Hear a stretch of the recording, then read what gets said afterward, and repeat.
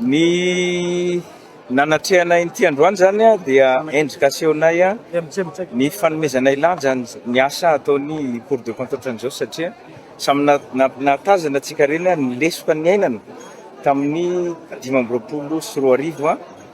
dia nanome koa izy araka ny lazainy teo a torohevitra na recommandation ho anay.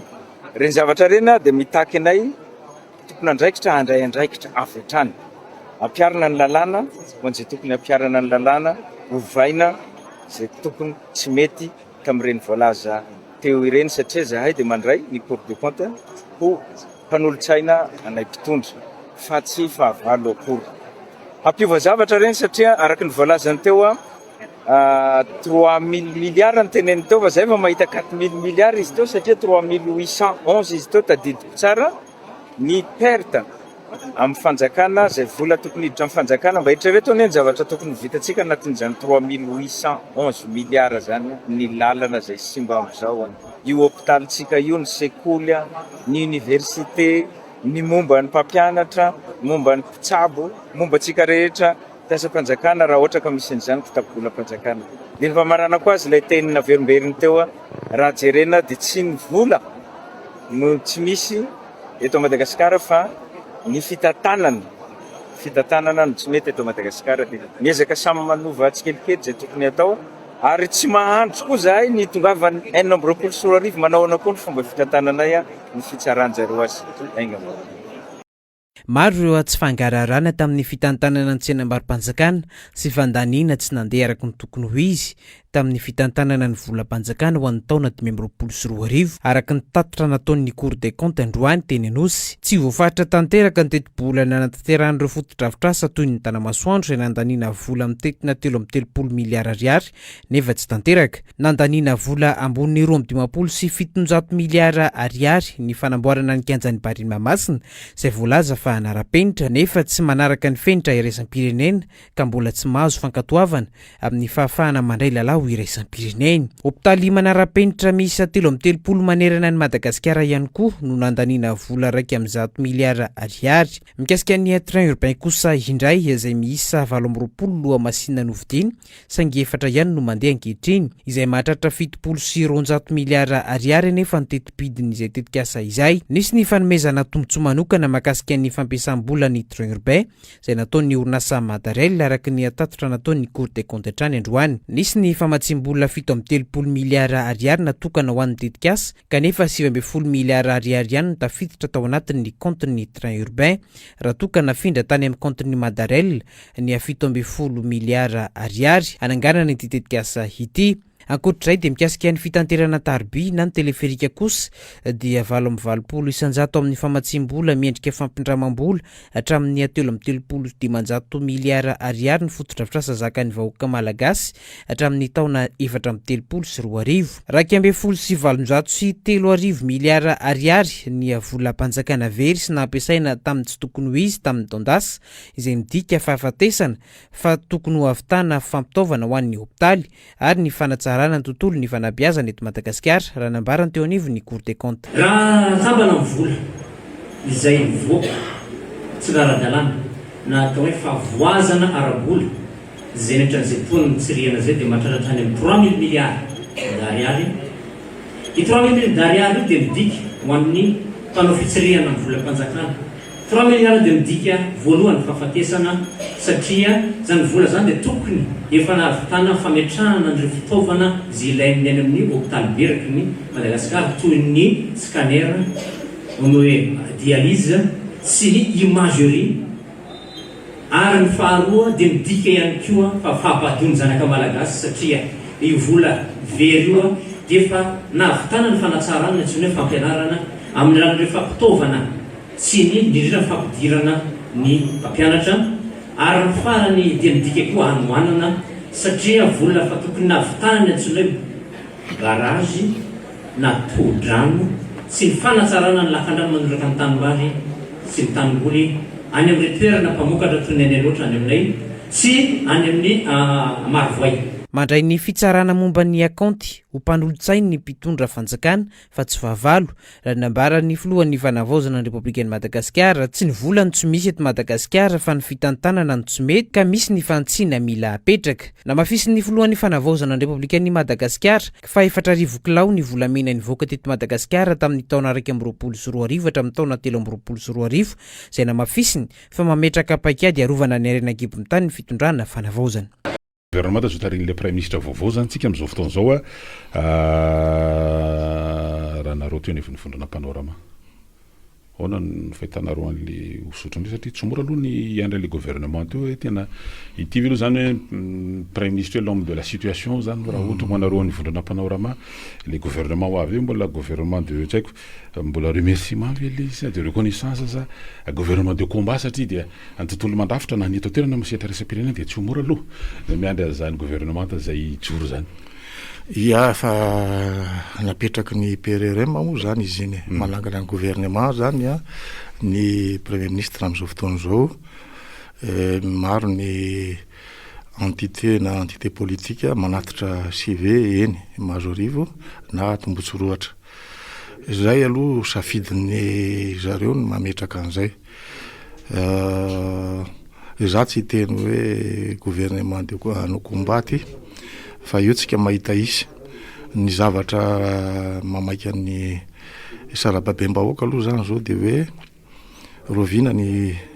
concertation nationale efa voafaritry ny chronogramme iny iova ve iny sa de ho raisina antanandroa ihany koa ny fanatanterahana iny satria niteraka olana mantsy iny tao anivon'ny mpanao politika maro sy ny hoe tsy tokony ho iny nivoaka tamin'ny 28 février teo fa tokony alina de niteraka ihany koa ny fanarana ny premier ministre tamin'izay ia ka tsy fantatro na le olona ny soloana aloha de miova olona vaovao manohy an'le zavatra nieritreretina teo reo ministre zay iverina hiasa ao anatin'izy io de aleo mena safidy malalaka ny PM sy ny PRRM andamina an'izay tsika mbola hoiteo ho anay aloha zany de hoe tsy any amina ohatrohatran'izay aloha zany mamay anay ao anatina vondrona politika panorama hoe miazakazaka zay anao akaseza sisa ny anay zavatra ny teneninay hatramin'ny voalohany ny rahana tamin'ny mpanao politika rehetra dia ny fanadiovana ny tokotany mpifidianana zay ny anay aloha io am'izay le fanadiovana ny tokotany zay raha am'ratotsoka singa raiky an'izay ny mikasika ny voamera-pirenena maleo tena momba ny fifidianana zay nanaovanareo fanamariana sy nandrosonareo hevitra mihitsy moa zany fosita ny fanamariana fotsiny ny mikasika an'izay natsona n'izany indrindra anao raha masy satria isan'ny nanamarika an'io zany le fametram-pialana fobe natondra mpikambana enina am'ireo sivy mandrafitra ny bromaritry ny sioni ary ny amin'ny hoe ho fanoloana ireo mpikamban'ireo raha nytety andro be ny faneo-kevitra manao fanamarana ny tsy ohatran'ny reo vondrana fiarahamon'ny pirenena zay tetsy amin'ny ambatonakanga zao de anao fanamana zay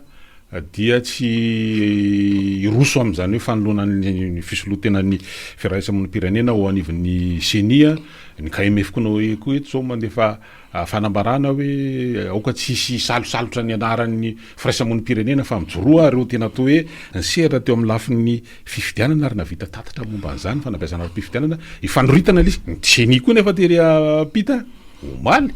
de nanao famorina ndreo ataontsika hoe avy amin'ny akolafin'ny firaisamon'ny pirenena nametrapetraka ny hoe ahoana no isafidianana ny zay solotena ny firaisamon'ny pirenena io anivon'ny sioni eto indrindra nareo anivon'ny vondrana panorama mikasika an'izay le ataontsika hoe fanadiovana tokotany ho amin'ity voamierity zay ny panorama aloha dia azo adika tamin'ny convention de 31 octobre azo adika be fahatany fa ny panorama am'izao fotoana zao dia mitondra ny anarana hoe paikady anorenana ny rahampitso ny Madagasikara izay zany ny angalin'ny panorama dia ny fifidianana tamin'ny taona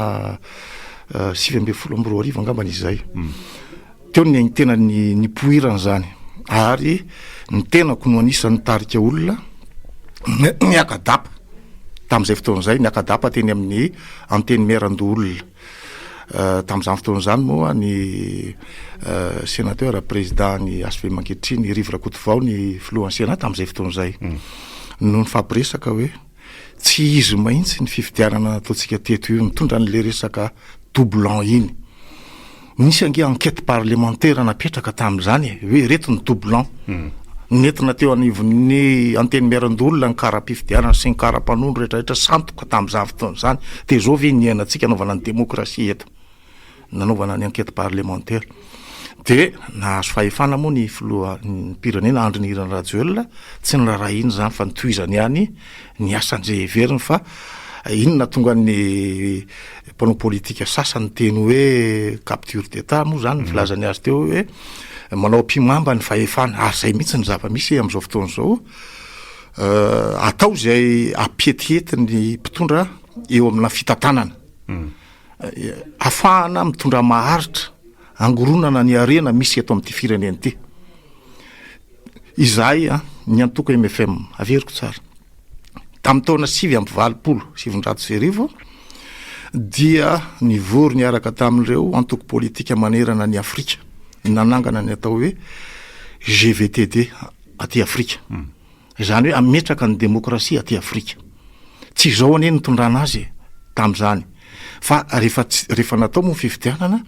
de maro no tonga teo amin'ny fitantanana mpanjakana dia tsy tratra le tanjona. Dia hatramin'izao ve zany mbola iady amin'izay fanadiovana tokotany zay nataontsika raharaha eto amin'ity firenena ity fa tsy resaka toekarena no jerevana. Io izy io alabato atao daholo ny fanaovana mpimamba ny fahefana rehetra ny fampidirana ny olo-mpanjakana ao anaty rafitry ny CNI atao dolodolo zany rehetrarehetra zany ka raha ohatra ka miteny an'izany de lazaina fa mpanoariana manelingelina tokony ho saziana tokony ho gadraina. Zany ny fiainantsika teto nandritry ny fotoana nitondrany filoha Andry Rajoelina tamin'izany fotoan'izany ka tsy amelanay mihitsy ny fanadiovana tokotany io. Ny teny ianao teo hoe mivory ny ireo fiarahamonim-pirenena amin'izao fotoan'izao tsy manaiky intsony ny zavatra natao marina zany. Aleo samy teny ny olona fa reo rehetrarehetra tsy ny teny an'ireo tamin'ny fotoan'androny fa tsy afaka ny teny ka raha vao miteny de gagazo. Zay ny ainan'ny fiarahamonim-pirenena. Izay ny ainan'ny mpanao politika. Eto tsy misy azo ampitahorina intsony fa aleotsika metraka ny fanadiovana ny tokotany zay heverina tena hiditra amin'ny demokrasia marina zany ao anatin'izao fitantanana vaovao tarihan'ny PRRM zao. Io zany iza moa ny filohan'ny CENI amin'izao fotoan'izao io tamin'izany fotoan'izany izy nefa filohan'ny CENI ary nalaza le doublon teo aminy mihitsy nametrahana an'le doublon ary namoaka n'ilay tsy nety izy rehefa avy eo dia nametra-pialana. Izy zao nijanona aloha fa tsy nandeha amin'le sivy ya tsy maintsy mijanona izy araka ny lehibe ny androm-panjakana mba isiany continuité de l'état zany ao anatrehan'izay mba tsy ho rava daholo ny androm-panjakana tsy maninoniny fa tsy maintsy ravana io tsy misy mijanona tsony ny olona eo anivony eo voamera maleo tena ny fifidianana io ary tsy maintsy amboarina ny rafitra fa tsy ny olona fotsiny miova ny rafitra ozy ka tsy manana mahamizy tsony na manana fahefana tsony ny androm-panjakana ny filohan'ny repoblika nge manana solotena tamin'izany fotoana zany de izay tia ny anaovana azy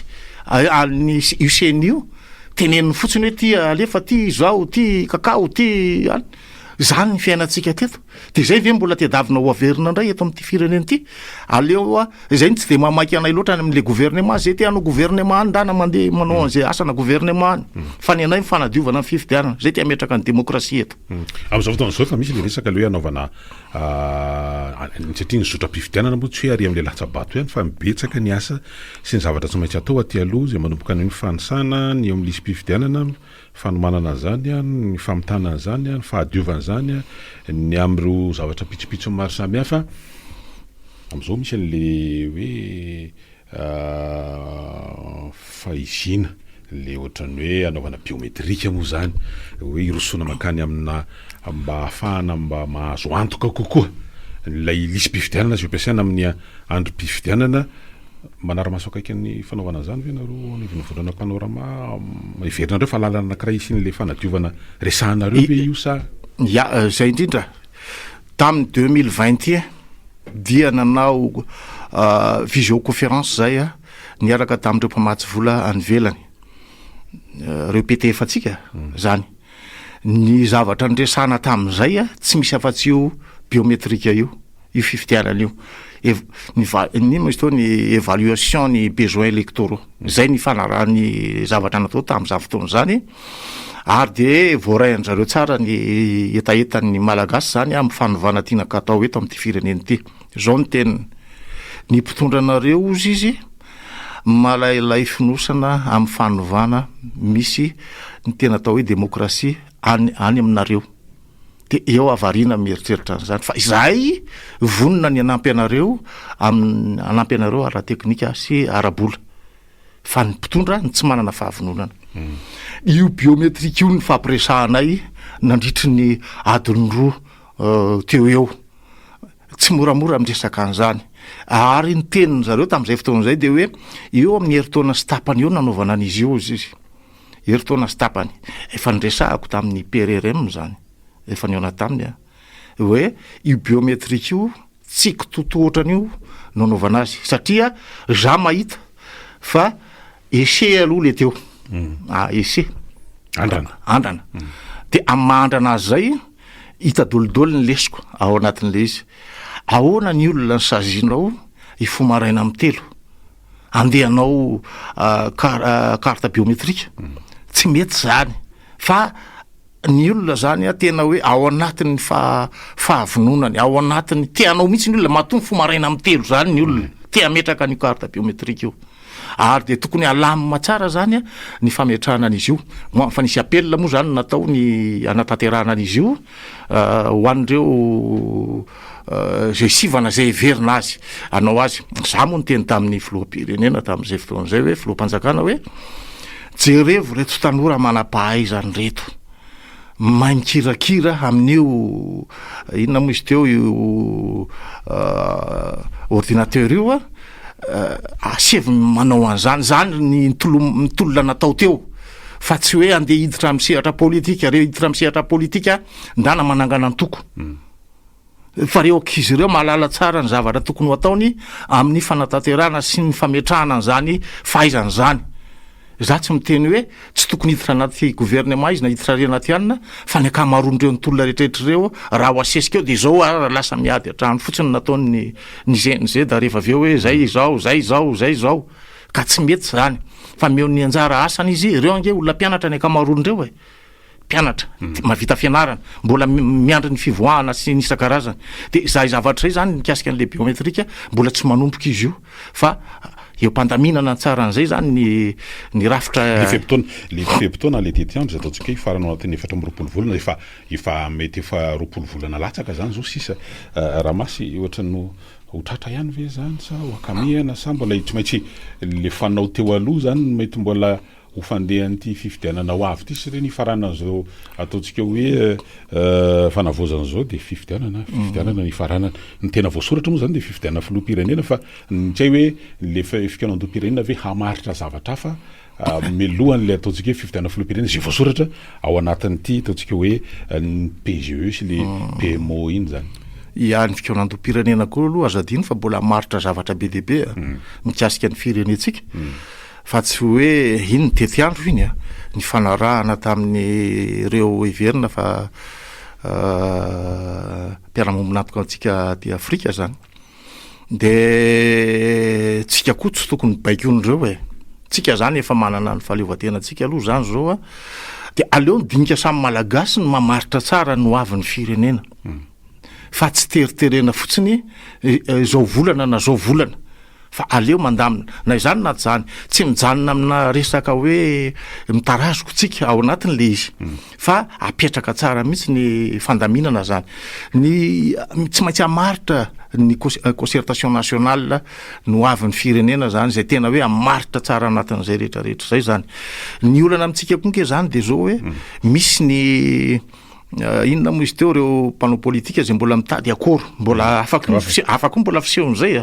mitady akoro zay konko mbola dingana vaovao hafa ndray tsy maintsy ohatrehana zany anotsika ramasy anaraka kely an'le dokam-barotra vitsivitsy reto de ano satria misy zava-dehibe tsy maintsy morisana koa netra fa mikasika ny toerana efefaka iny am'izao fotoana zao satria somary ohatrany nakatsitsiky zany fa tany olona aloha inona ny zavatra mitrankandao ary